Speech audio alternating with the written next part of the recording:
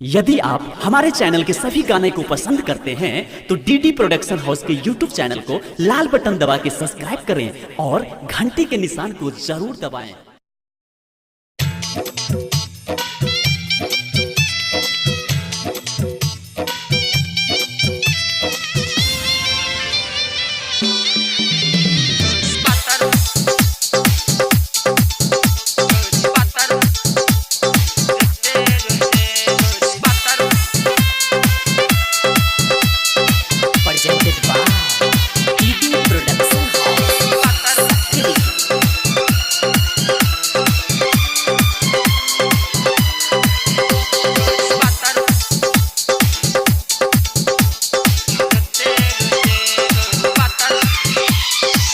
तोरा त याद में हम पातर भागल छोरी रोते रोते गे रोते रोते।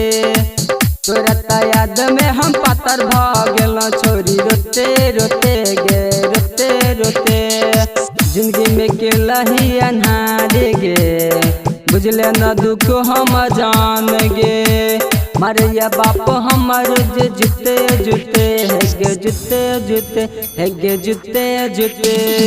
तोरा त याद में हम पातर भागल छोरी रोते रोते है गे रोते रोते है गे रोते रोते। तोरा त याद में हम पातर भागल छोरी रोते रोते है गे रोते रोते है गे रोते रोते रोते रोते छोरी पातर रोते रोते छोरी पातर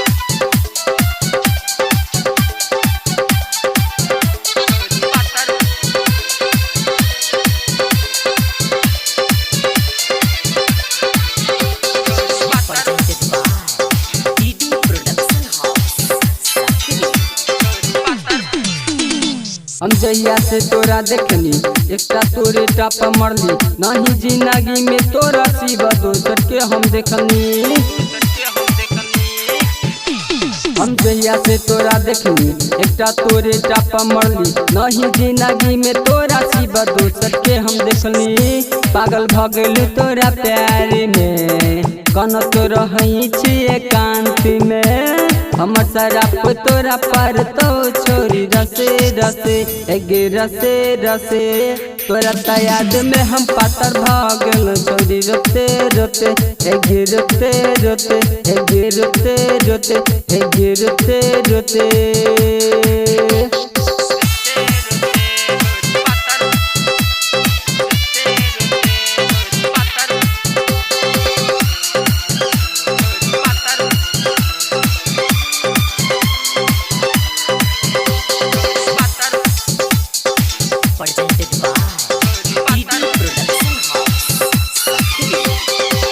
राइटर मुकेश मुरारी तोरा मान ले चलो दुनिया सारी तब किया चिंटू दीवाना के बनला घर वाली। राइटर मुकेश मुरारी तोरा मान ले दुनिया सारी तब किया चिंटू दीवाना के बनला घर वाली।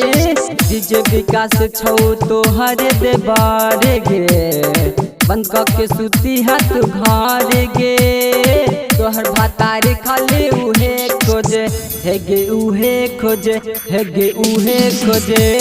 तोरा त याद में हम पातर भागल छोरी रोते रोते है गे रोते रोते है गे रोते रोते।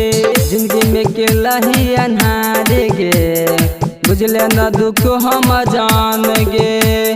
मारिया बाप हमर जे जुते जुते है गे जुते जुते है गे जुते जुते।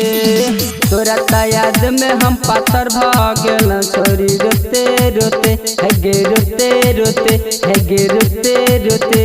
तोरा त याद में हम पातर भागल छोरी रोते रोते है गे रोते रोते है गे रोते रोते। Recording by DD production house Sakri 97 084 45 722।